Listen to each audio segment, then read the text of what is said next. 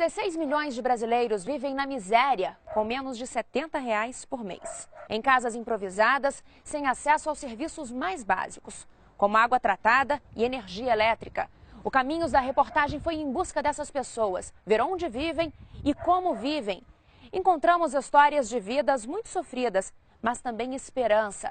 Constatamos que o país da desigualdade está mudando e que a distância entre pobres e ricos, apesar de ainda enorme, está cada dia menor.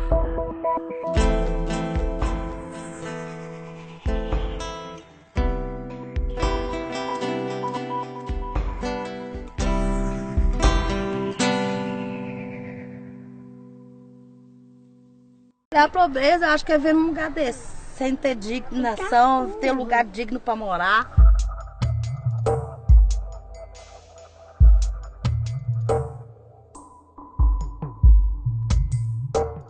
De vez em quando falta água, mas a gente vive do jeito que vive.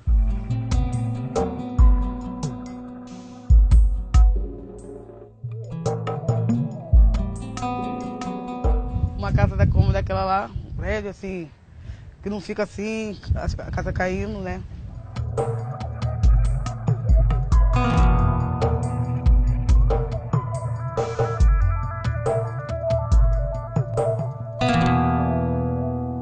Você chega, você é discriminado. Não ter dinheiro suficiente para consumir alimentos que garantam pelo menos 1.750 calorias por dia. Essa é a definição de pobreza segundo a FAO, órgão das Nações Unidas para a Agricultura e Alimentação. Para a CEPAL, Comissão Econômica para a América Latina e Caribe, o limite seria uma dieta um pouco maior, 2.200 calorias por dia. Aqui é onde eu coloco o arroz. Aqui é o café, né? Que você tá vendo aqui ainda tem um restinho. Aqui o açúcar, não tem nada. E o trigo, que eu ganhei da igreja. Aqui é a farinha. É a farinha de trigo, aqui é a farinha branca de mandioca. Para a ONU, Organização das Nações Unidas, pobre é quem tem renda de até $1,25 por dia, cerca de R$2. A pobreza é não ter o serviço fechado, não ter uma casa boa para você morar. A União Europeia considera pobre quem ganha até 60% da renda média da população do país. Para se ter uma ideia, isso seria uma renda de pouco mais de R$ 2.500 para quem mora na Dinamarca. No Brasil, o Ministério do Desenvolvimento Social definiu como pobre quem vive com até R$ 140 por mês. Mais de 28 milhões de brasileiros estão nessa condição. Este ano, um novo recorte foi feito, o da pobreza extrema.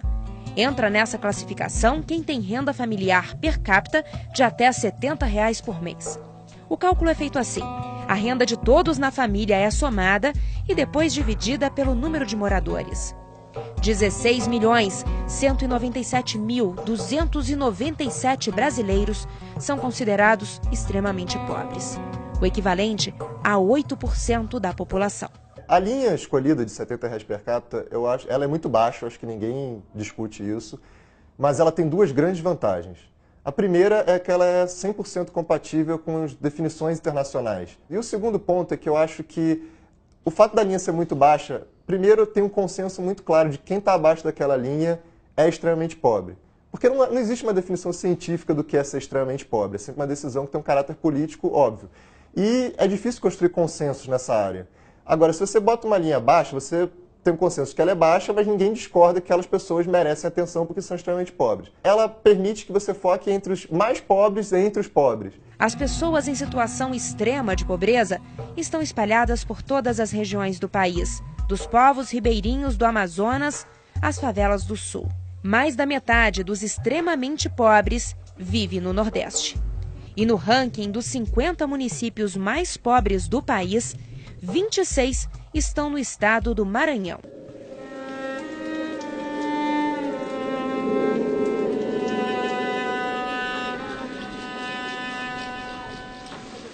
Em comparação ao número de habitantes, o Maranhão é o estado que tem mais pessoas em situação de extrema pobreza. De cada 4 habitantes, 1 vive na miséria. A vida não é muito boa não, cara. A vida de pobre, sabe como é que é, né? O senhor tem medo da casa cair? A gente tem. Mas o que a gente vai fazer? A gente põe, a gente remenda, mete madeira, compra madeira, vai metendo, repregando. Seu Virgínio é um dos moradores do bairro da Liberdade, em São Luís. A comunidade é cortada por uma vala, por onde escorre não só a água da chuva, mas também o esgoto de todas as casas. Aqui não há parquinho, e é no meio do lixo e da água contaminada que as crianças brincam, no mesmo lugar onde os ratos se escondem. Boa parte dos moradores da Liberdade vivem no seco, nome dado à parte da comunidade que tem casas em terra firme. Outros tantos moram em palafitas. Em que condições? É o que vamos conhecer agora, a convite da Rose, que vive aqui há 4 anos.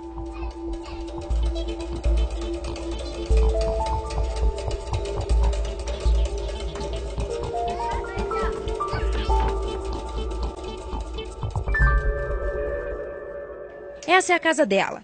2 cômodos para 6 pessoas. E não tem cama para todo mundo. Dá pra ver aqui nas telhas, tem uns pedaços que não estão tampados, né? Que tem uns buracos. Molha tudo aí, molha. Como é que é quando chove? Molha tudo. Depois chega a noite que balança muito, a gente fica com medo da casa cair e fica acordado. Aí molha tudo. O único lugar que não molha muito é na sala. Aí a gente corre pra sala. Os meninos estão dormindo, mas eu e eles estamos acordados, porque se acontecer alguma coisa... Todo ano, Rose vive a mesma agonia quando chove, quando a maré baixa e o perigo da casa cair é maior, e quando a maré sobe. Quanto mais a casa mais alta, mais ela balança. E se deixar baixa, a maré entra, aí destrói tudo que tem. A gente já tem pouca coisa e para comprar, a dificuldade. E quando a gente arranja esse serviço que a maré tá grande, a gente nem vai porque se quer banhar na maré, a gente tem medo, né? De ir e achar eles banhando na maré. Eles querem olhar, eles pensam que é praia e querem banhar. Aí é de aqui, quem mora aqui é difícil.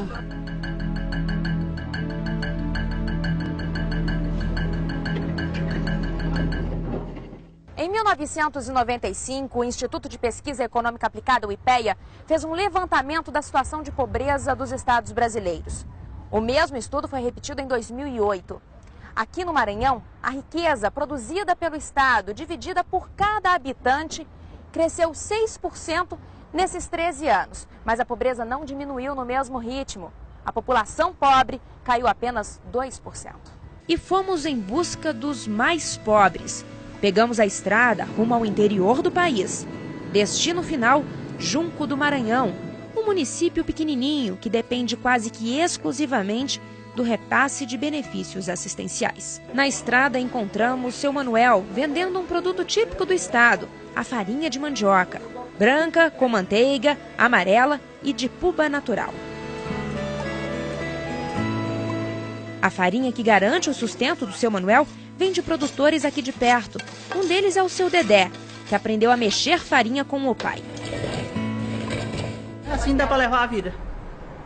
Aí já tem uma filha da gente que vive empregada trabalhando numa lojazinha, já tem a mulher que trabalha costurando, e aí a gente vai levando a vida. E aí no fim do mês soma de um, soma de outro? Soma de outro e dá para pagar o feijão, né?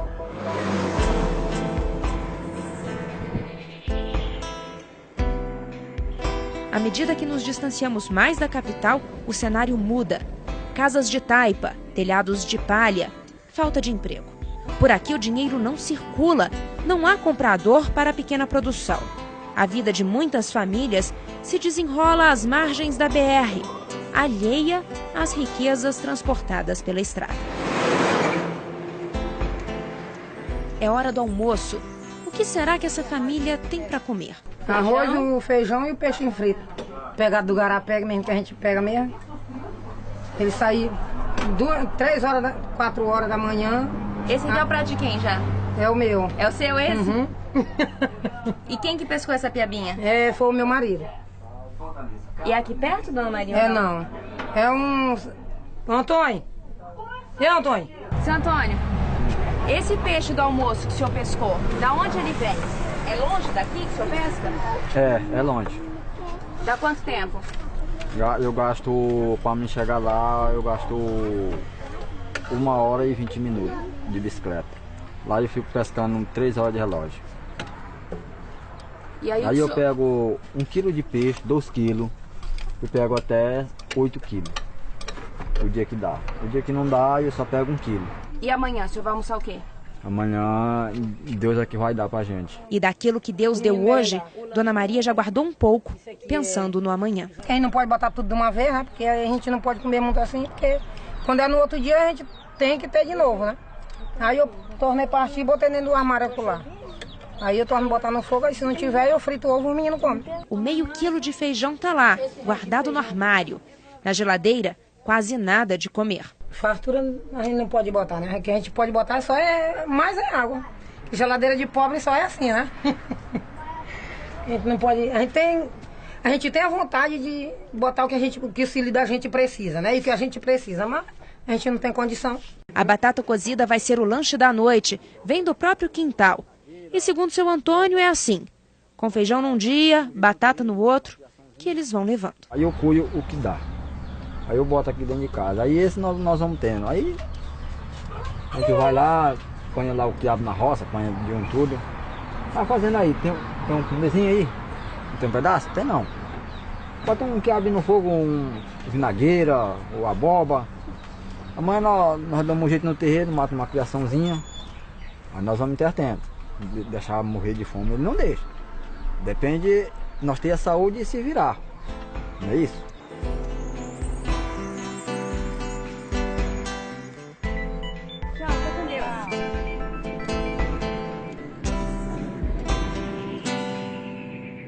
E seguimos viagem, adentrando cada vez mais o interior do país. Ao cruzar o rio Turi, encontramos Dona Raimunda, voltando de um dia inteiro de pescaria. Ela sai para pescar às 7 da manhã e volta só quando o sol vai embora. Pesquei piau, piaba. Foi boa a pescaria? Foi boa. Tem um bom peixe. Beleza? 3, 4, 5, 6, 7, 8, 9, 10, 11. Tem 11. Aí dá de fazer a janta hoje. Nós somos 4 em casa. A gente faz a janta. Aí amanhã pesca de novo. É o serviço que a gente tem aqui. Pesca, vende, compra carne, frango, compra arroz, farinha, café, sal. E passando a vida.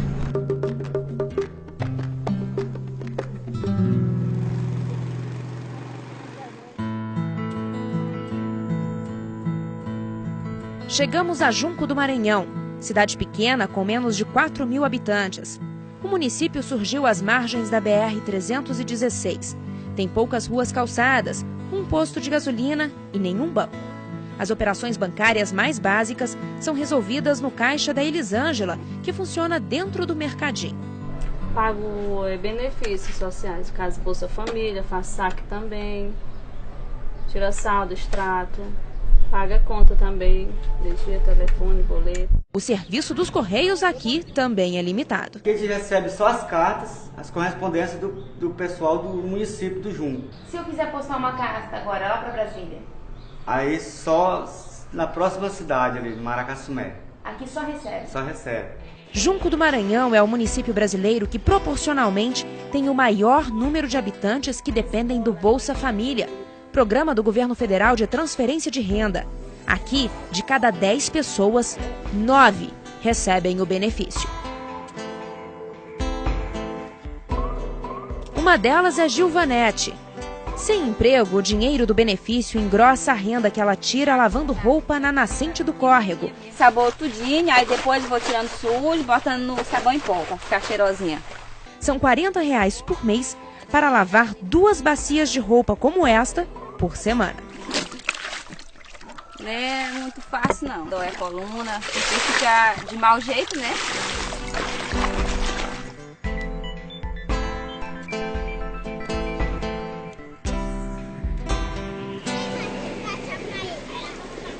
Em cidades pequenas, principalmente do interior, é muito difícil encontrar emprego.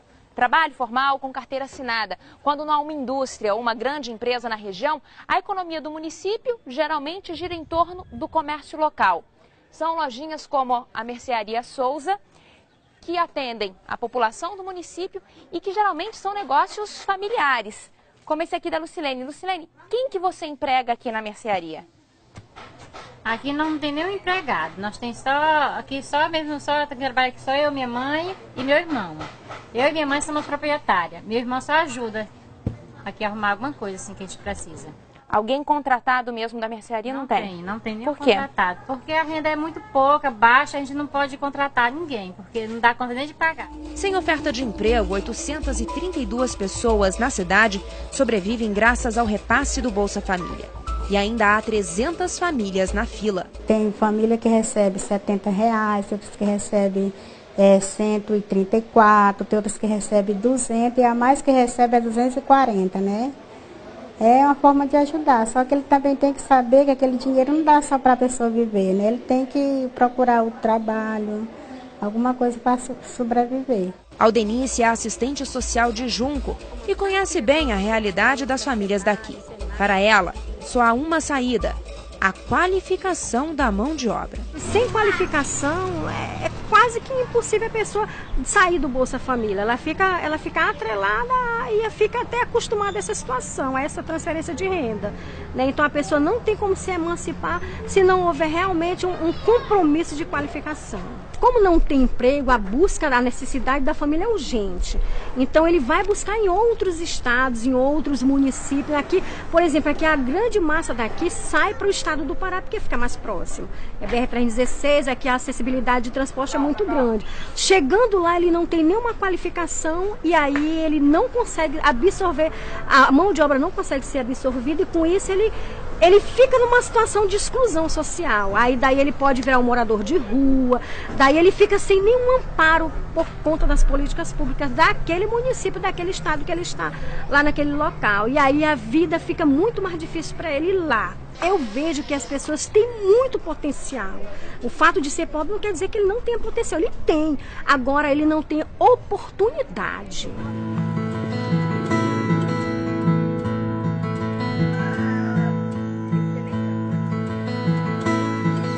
Potencial Edilson tem. Esperança de que os dias serão melhores também. Aquela esperança de quem ainda é novo e tem a vida a ser conquistada. O primeiro passo foi a casa, feita de taipa, por ele, com a ajuda da Raimunda. Casa que ela arruma e enfeita como se brincasse de casinha. Juntos, só os dois, eles se preparam para a chegada da noite. Na casa deles, não tem energia.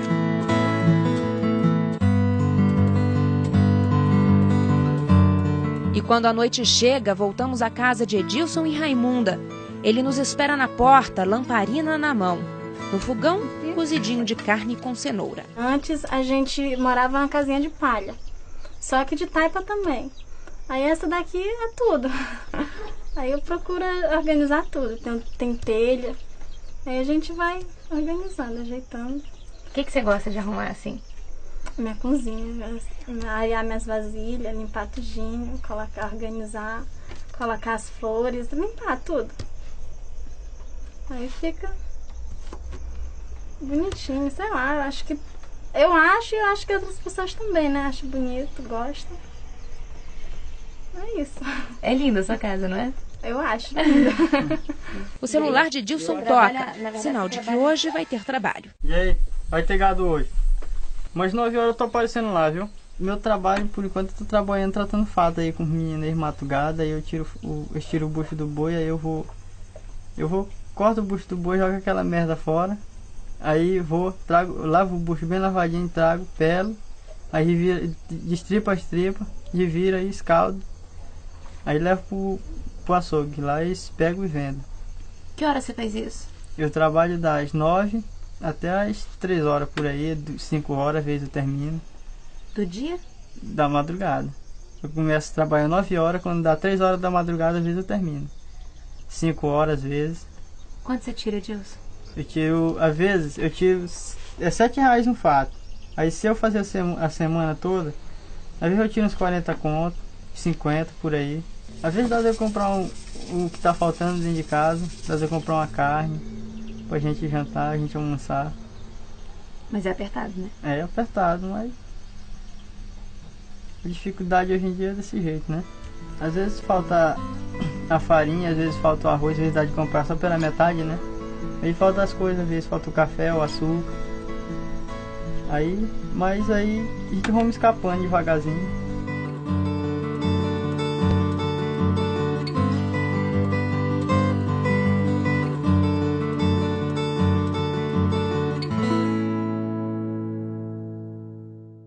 No próximo bloco, os mais pobres entre os pobres. Mulheres e negros são maioria entre os que vivem na miséria. E ainda, a face mais vulnerável da pobreza, as crianças.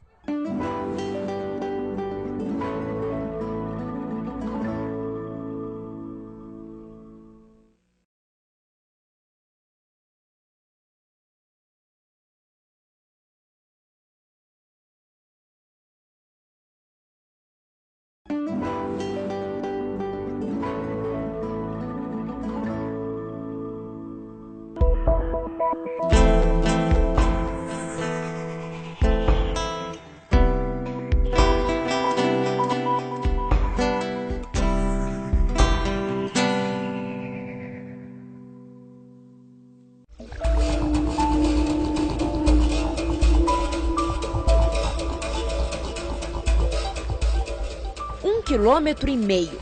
Essa é a distância que Dona Francisquinha percorre com a bacia de roupa na cabeça. Distância que parece ainda maior na volta, quando a roupa molhada pesa mais. Quando não chove, a gente fica assim mesmo, sem chuva.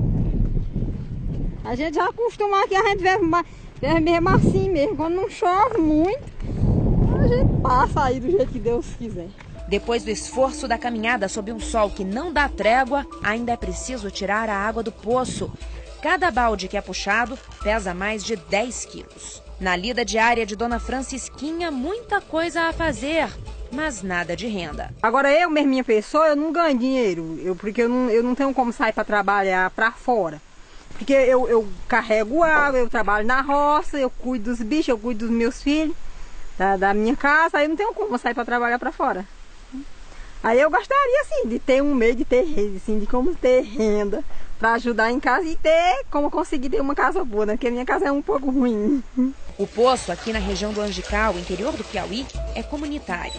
E é de lá que seu Eugênio, de 68 anos, tira água para dar para os animais. É 3 viagens, já botei 2 caminhos, hoje eu só vou botar 2, que tinha uma carga lá, ficou cheia de ouro. Aí é 2, porque eu ainda fui passar umas ovelhas para a roça hoje, mudar de roça, senão essa hora eu já tinha terminado. E como esse é um bem escasso por essas bandas, seu Eugênio improvisou um funil, ou biqueiro, como ele chama.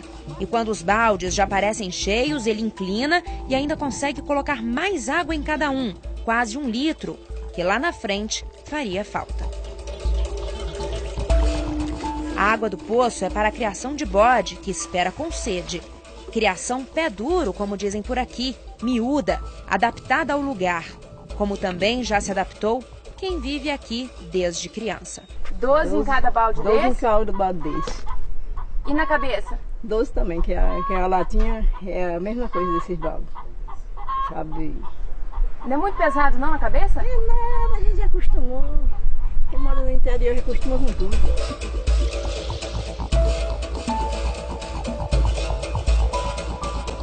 Não só a renda baixa é usada para determinar se uma pessoa vive ou não na extrema pobreza. O IBGE, no censo de 2010, fez um recorte para identificar as famílias nessa condição e elaborou uma lista com 7 critérios.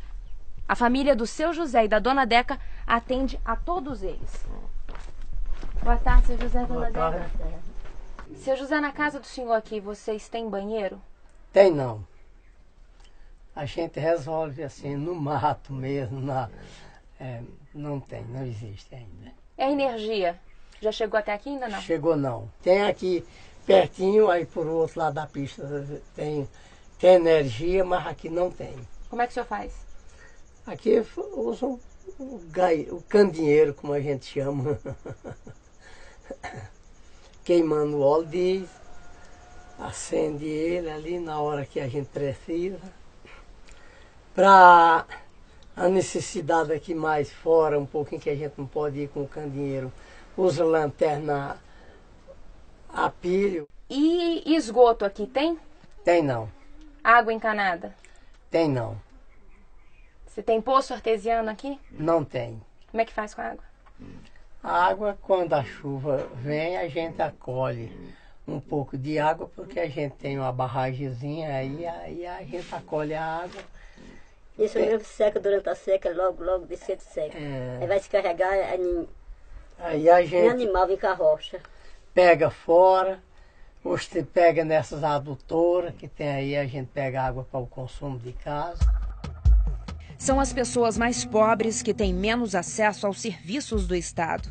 O mapa da pobreza e o mapa da carência de serviços públicos são quase idênticos. Em todo o país, 308 mil casas ainda não têm energia elétrica. Entre os mais pobres, mais da metade não tem esgoto. 1.200.000 casas não contam com abastecimento de água. E enquanto a taxa de analfabetismo no país é de 9%, entre os extremamente pobres, ela é de 23%. Dos 190 milhões de brasileiros, 85% vivem nas cidades, os outros 15% na zona rural. Mas quando a gente olha o mapa da pobreza, a situação muda. Quase metade das pessoas extremamente pobres vivem no campo. E para quem depende da terra, a falta de acesso à água dificulta o plantio de subsistência.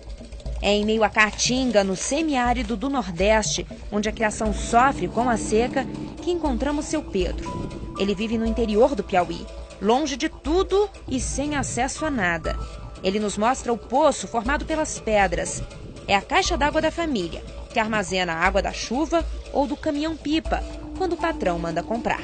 Aqui, só quem planta quem é teimoso, porque a seca é brava e a gente só planta mesmo para ver se tem alguma coisa, mas é difícil. Tem ano que a gente tira bastante coisa, feijão, milho, bastante, mas tem outros anos. Do ano passado para cá não se tirou nada. A esposa dele, Dona Cleusa, conta que já faz alguns meses que está doente. A visita da agente de saúde não é regular. Vem um mês, passa 2 sem vir.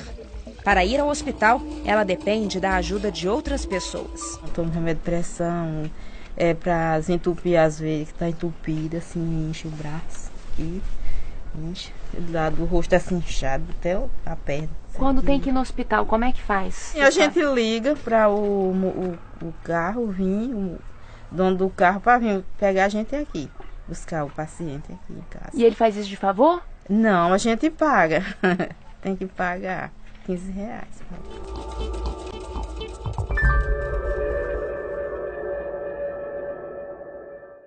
Dinha, Franciane, Laís, Geisa, Paulo Henrique.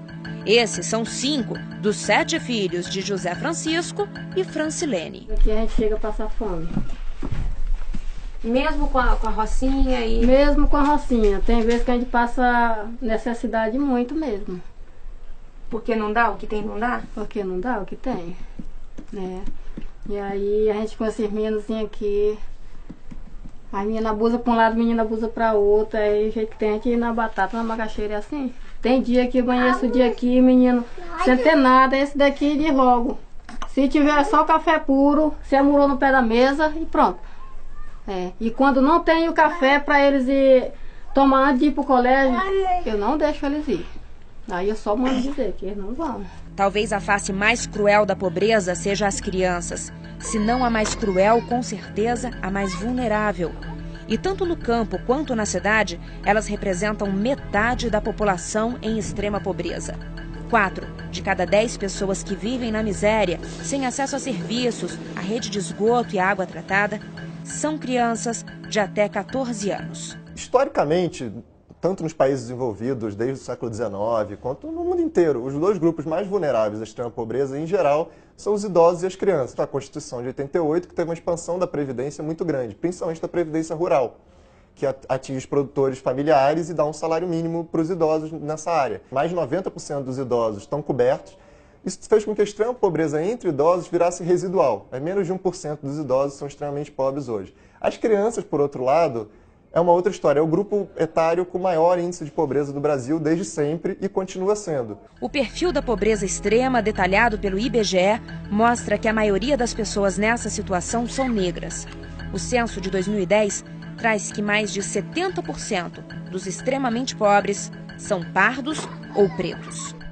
Meu pai trabalhou muito, escravejado aí, fazendo diária, cerca, carregando madeira no ombro. O velho, meu tio, Cassimiro, ele morreu com 102 anos e 20 dias. Ele passou por isso tudo. Porque naquela época, os que eram os mais velhos, eram escravejados dos outros mesmo. Agora, já nós que eu já sou mais novo, a gente pegava o mesmo escravo por isso, porque a gente nada tinha. Ali a gente ia trabalhar para um galego desses aí, o cara sofria. Agora para ganhar o quê? Fato de bode, cabeça de bode, eram essas coisas que a gente ganhava, trabalhava para eles e para sobreviver comia essas coisas. É poucos negros fazendeiros, sempre fazendeiro mesmo é os brancos, mas tem as coisas. Agora só que hoje, quase todo negro já cria umas coisinhas, mas de primeiro não criava, que não tinha como. E hoje melhorou um pouquinho. Seu Gilberto é presidente da Associação do Quilombo Escondido, que fica no município de Acauã, no Piauí. De um tempo para cá, acompanha, não sem certa tristeza, a comunidade ficando menor. É que os mais novos partem em busca de emprego. Eu tenho 5 filhos morando em Petrolina. E teve deles que saiu, tem umas mulheres mesmo, bem 3, elas saíram daqui, era menininha de 12 anos. Mas eu não podia dar nada, que não tinha. E aí, elas estão trabalhando, são empregadas lá, que trabalham em casa de família, e aí, pelo menos, estão ganhando o salário, está melhor do que está aqui, porque aqui não tem como. Os mais pobres, entre os pobres, são as mulheres. Elas estão na linha final da pobreza, principalmente a mulher negra, com filhos e sem companheiro. Mulheres de baixa escolaridade ou nenhuma escolaridade ainda, mulheres que não tiveram acesso, apesar de todos os programas de proteção, né, programas de assistência social, a que tem direito, essas mulheres não tiveram condição de acesso nem ao seu direito de assistência social, né? Não conseguem chegar no Bolsa Família, muitas delas, não conseguem chegar na atenção básica em saúde, não conseguem chegar ao direito básico à educação. Cláudia tem 7 filhos e 2 netos. Vivem todos com ela aqui neste barraco de madeira. O marido foi embora há alguns meses e não ajuda mais nem com as compras de casa. Aí meus filhos tudo cobra dele, entendeu? Ele, mãe, até meu filho caçula fala, mãe, meu pai não me dá nada. Meu pai não traz nada para a senhora, não vem aqui, nem aquele não vem aqui visitar como é que ele está, o pequeno, né? Me vê os filhos como é que tá. Como é que você faz para dar conta dessa casa com esse tanto de gente? Eu me vejo de qualquer jeito, meu filho, é trabalhar. Fazer o quê, né? Trabalhar. Como? Trabalhando no lixão, é o único meio que eu tenho de trabalhar. Porque pelo menos todo dia eu subo pra lá, trago 15, 20 reais, compro um pão, compro um leite, compro uma mistura. É quando o sol vai embora que Cláudia começa a se arrumar para o trabalho de catadora. Ela trabalha de noite para garantir que os filhos não percam a aula durante o dia. Para aguentar a noite a céu aberto, 2 calças, 3 blusas. Nos pés, 2 meias e as botas. São 6h30 da noite. Cláudia segue para o trabalho.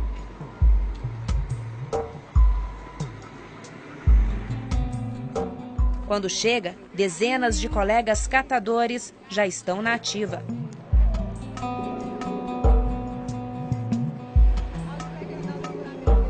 Com uma faquinha de serra, o copo é improvisado na hora. Um copo, fazer que toma café. E o café, que ajuda a aquecer e a espantar o sono, é compartilhado.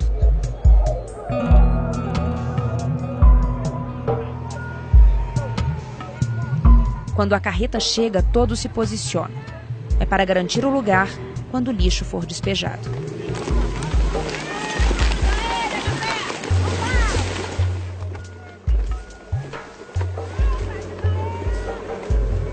O material é PET, é mangaba, é o que você pegar do material. A latinha, cobre, alumínio. Aí você leva daqui, despeja no bag e volta de novo.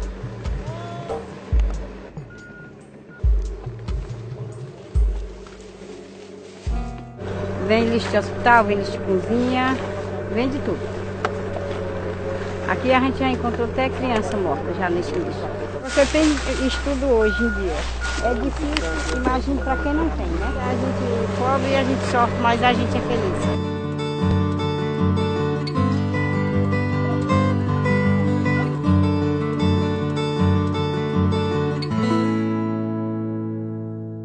A seguir, a desigualdade no Brasil é a menor dos últimos 50 anos e os esforços para conseguir eliminar a pobreza extrema até 2015. Você vai conhecer ainda o IFF, Índice de Felicidade Futura. O Brasil é o líder mundial.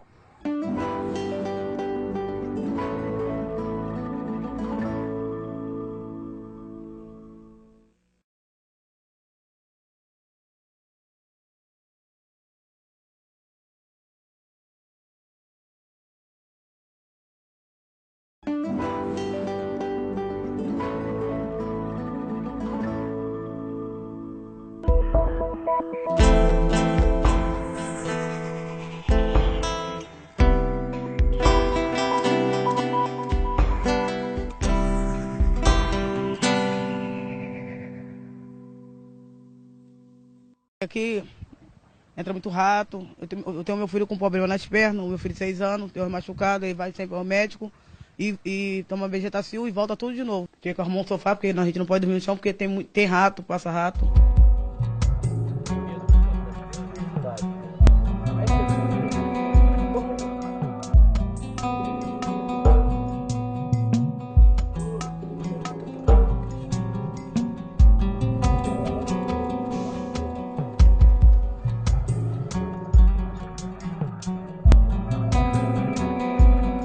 Dos 16 milhões de brasileiros na extrema pobreza, 8 milhões e meio vivem nas cidades, espremidos entre bairros urbanizados. Sem condições de pagar o aluguel, vão se acomodando como podem. Em morros, nas margens de cursos d'água, perto de lixões, na beira da estrada. Em casas sem nenhuma estrutura, nenhum conforto e de maneira totalmente improvisada. Essa é minha janela, ela funciona assim, eu fecho ela com mãozinha de pilão. E a segurança aqui? Segurança, antes era pior, né? Mas agora deu uma melhorada. Eu tá com um mês que eu tô sem bujão. Eu subi pro lixão, quando eu cheguei, a janela tava aberta e já não havia mais bujão. E agora? E agora eu tô cozinhando na sogra. Eu quero construir, assim, uma família bem bonita, assim, entendeu? Pros olhos das pessoas, pros olhos de Deus. Né? Que eu não passo, porque eu já passei. O que você já passou? Fome. De acordar e não ter o pão de cada dia dos meus filhos, não ter nada. Arrumar um emprego fechado, entendeu? Poder manter meus filhos, minha família, estabilizar. Porque eu não quero voltar atrás e passar tudo que eu passei aqui, não. Acordar, não ter o pão, não ter o leite deles. O dia a dia triste. Ficar preocupado que vai comer, entendeu? Ter que subir pro lixão se arriscando atrás de uma máquina pra catar latinha. É um risco. Eu perdi pessoas que eu conheço, que eu convivia. Eu perdi atrás daquela máquina do lixão. Mais da metade da população extremamente pobre que vive nas cidades está no Nordeste. 1 em cada 4 na região Sudeste. Só na cidade do Rio de Janeiro, segundo a Prefeitura, mais de 1 milhão de pessoas vivem nas favelas. Em muitas, a segurança chegou com as UPPs, Unidades de Polícia Pacificadora, e com ela, a tranquilidade e o direito básico de ir e vir, mas não a cidadania plena. Agora ficou muito melhor, porque não tem drogas, entendeu? Não tem traficante, a gente pode viver tranquilo, dormir tranquilo. Os nossos filhos podem subir e descer sem problema de tiroteio nem nada. Antes tinha coleta do lixo, tinha galinha comunitária. E agora não tem mais. O lixo fica ali embaixo, então, né, a gente tem que se virar, botar ali, às vezes demora de carregar aí os mosquitos, por isso a doença, né? Mas, entendeu? E também saneamento que não está totalmente completo. Né? Caixa d'água, algumas infraestruturas lá em cima no morro não tem ainda talvez cano direito, né? Nas cidades a pobreza parece se multiplicar. Está nas esquinas, nos semáforos, nas praças. Não se sabe o número certo de pessoas que vivem nas ruas. Um levantamento do Ministério do Desenvolvimento Social, feito em 2008, apontava 32 mil adultos. Número pequeno entre os 16 milhões de miseráveis. Mas talvez sejam eles os mais desassistidos. São homens, mulheres, crianças e idosos, sem endereço, sem emprego, sem escola. Eu falo, moço, tem como você arrumar um lanchinho pra mim dormir, pra juntar um dinheiro pra mim dormir no hotel, pra não dormir aqui na rua com a criança. É muito horrível. É muito horrível. Tem umas pessoas que dão dinheiro, tem umas que não dão. É horrível. Tão perto, tão longe. O desenvolvimento, o emprego, as oportunidades estão logo ali, do outro lado. A um ônibus de distância, uma caminhada. Mas a distância que separa quem mais precisa de onde tudo acontece é enorme e passa principalmente pela educação e pela qualificação profissional. Principalmente nas grandes metrópoles, acho que a qualificação é um aspecto mais importante, porque são regiões com atividade econômica muito mais pujante. E especialmente nesses últimos anos, porque depois de um bom tempo as metrópoles, principalmente São Paulo, que passou um tempo estagnado, voltaram a crescer também. Então lá, talvez o acesso, tanto a qualificação quanto o acesso ao trabalho assalariado, seja um grande fator para eliminar a extrema pobreza ou para ajudar a diminuir a extrema pobreza. E uma coisa leva a outra. Não há emprego sem qualificação e nem erradicação da pobreza sem oportunidades de emprego. É preciso que a sociedade brasileira entenda que na pobreza não existe um problema moral. As pessoas não são pobres porque elas não querem trabalhar, elas querem trabalhar. E se tiver uma oportunidade, elas trabalharão. Essas pessoas são valentes, essas pessoas são corajosas para enfrentar a vida, essas pessoas querem que seus filhos estudem, essas pessoas se empenham nisso. Eu sou a pessoa mais abençoada do mundo. Você ganha meu beijo por dia? Eu ganho. Essa é a casa do Zezinho. Fica no Capão Redondo, zona sul de São Paulo, um dos bairros mais violentos da cidade. Mais de 10 mil jovens já passaram por aqui, onde o sonho começa a ser real.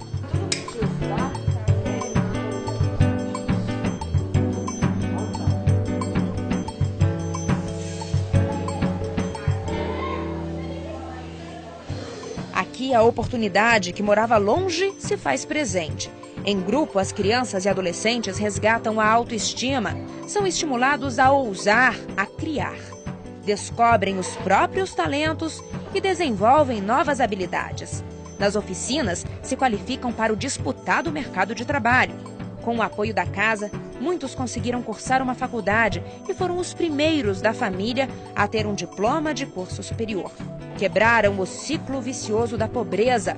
Vão dar aos filhos o que os pais não puderam dar a eles. A gente acredita na Casezinho que todo ser humano aqui tem potencial pra caramba.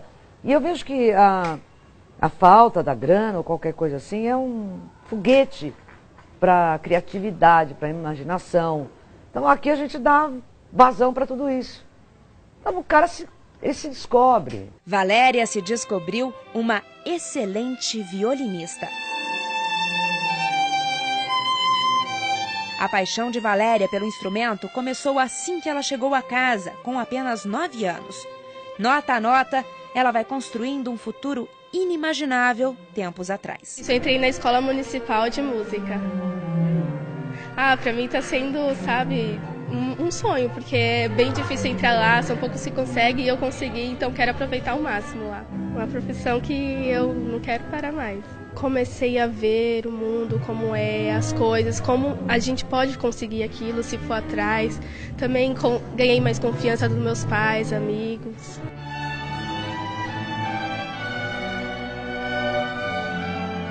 Se a década de 80 foi marcada pela redemocratização e a de 90 pela estabilidade da economia, a primeira década dos anos 2000 tem como principal característica a queda da desigualdade.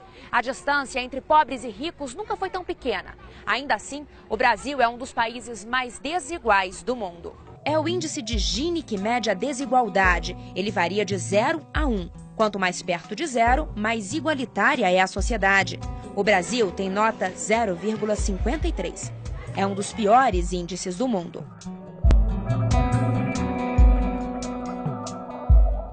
Atingimos em 2010 o menor nível de desigualdade dos últimos 50 anos. Na última década, a renda dos 50% mais pobres deu um salto, cresceu 68%. Já a dos mais ricos não cresceu tanto, apenas 10%. Os ganhos maiores de renda foram entre os grupos tradicionalmente excluídos. Mulheres ganharam mais do que homens, negros do que brancos, os brasileiros do Nordeste mais do que os do Sul. E os do campo mais do que os da metrópole. A renda dos analfabetos cresceu 47% na década, enquanto a de quem tem pelo menos o curso superior incompleto caiu 17%. E nesse movimento, os polos têm se aproximado. Este gráfico da Fundação Getúlio Vargas mostra a diminuição da pobreza desde 1992. Aqui foi considerado miserável quem tem renda de até R$ 151 por mês. De 2003 para cá, a queda foi constante. Os principais fatores para essa redução de desigualdade foi melhoria da escolaridade do brasileiro. Eu diria que esse é o grande fator, que começou lá atrás e está sendo colhido agora. Programas sociais, do tipo Bolsa Família, Bolsa Escola, esses programas são muito importantes. E a própria geração de emprego, o fato do brasileiro estar tendo menos filho, permite ele dar uma condição melhor para a sua família. Então, na verdade, tem uma revolução acontecendo na vida das pessoas por ações do Estado, mas em particular por decisão das próprias pessoas. Pelas contas do governo, Elivane era pobre. E pelas mesmas contas, deixou de ser. Ela revende roupas e sapatos e dá aula. Como professora, ganhava R$ 400 por mês. Passou a ganhar 900 e hoje tira mais de R$ 1.000. O aumento veio por conta do piso salarial e porque Elivane, que tinha apenas o magistério, concluiu a faculdade de letras. Quem tem um curso superior ganha mais. Quem tem faculdade, pós-graduação, o salário vai aumentando. Por isso que eu me esforcei e me esforço até hoje estudando. A próxima etapa é a pós-graduação. Sucessivamente foi maravilhoso e vou conseguir, em nome de Jesus, essa outra que eu vou terminar no mês de maio. Que é uma pós-graduação? Que é uma pós. E assim eu vou realizando meus sonhos, que isso aí é sonho. Se a gente não sonhar, a gente não consegue. E sonho não tem limite. Com o aumento da renda, Elivane deixou de receber o Bolsa Família. O programa de transferência de recursos atende hoje 12 milhões de famílias com renda média per capita de até R$ 140 por mês. O Bolsa Família, assim como um salário mínimo maior, o acesso ao crédito e o contexto de baixa inflação, foi responsável pela redução da pobreza no país. Este ano, o programa está sendo ampliado dentro das diretrizes de um outro programa, o Brasil Sem Miséria. A nova estratégia prevê também a inclusão produtiva, com apoio ao produtor rural e qualificação da mão de obra, e a ampliação do acesso a serviços públicos, como saúde, educação, assistência social, saneamento básico e energia elétrica. O plano olha para a escassez de renda com serviço para casar esses dois mapas e para construir um terceiro mapa, que é um mapa de oportunidades. A oportunidades, parte delas, que são as informações do censo, como é que nós faremos em relação a esses brasileiros analfabetos. Aí nós temos o programa Brasil Alfabetizado, como eles se distribuem pelo território nacional, onde concentra mais pessoas sem documentos no norte do Brasil. Então, esse mapeamento nos oferece também traçar as políticas públicas, e as políticas públicas não podem ser um padrão Brasil. Elas têm que olhar, e elas estão olhando para essas diferenças. As pessoas não querem só dinheiro ou mesmo comida, elas precisam de várias coisas, e o que acontece, e que eu acho que é um aspecto inovador da nova política de combate à pobreza, é você, ao invés de você esperar o pobre vir em busca dos seus direitos, existe um processo de busca ativa em que o Estado e seus serviços vão atrás dos pobres. A meta do novo plano é erradicar a pobreza extrema até 2015. Isso significa aumentar a renda de mais de 16 milhões de brasileiros e dar a eles melhores condições de vida. Mas será possível eliminar a pobreza? Eliminar mesmo, eu diria que não. Porque basta que sobre um pobre para você ter perdido a guerra. Agora, a meta de erradicação é uma meta muito interessante. Não dá para ninguém, nem mesmo a oposição mais refratária, ser contra essa meta. Mas, vamos dizer, é uma espécie de um santo graal, onde você vai buscar ele, você não vai chegar lá, mas há uma busca que enobrece o espírito e o corpo da sociedade brasileira. E nessa busca, o Brasil conseguiu atingir um dos objetivos propostos pela Organização das Nações Unidas, as chamadas Metas do Milênio, assinadas por 192 países. A primeira delas previa a redução da pobreza pela metade em 25 anos, no intervalo entre 1990 e 2015. O Brasil já chegou lá e agora se prepara para a nova redução.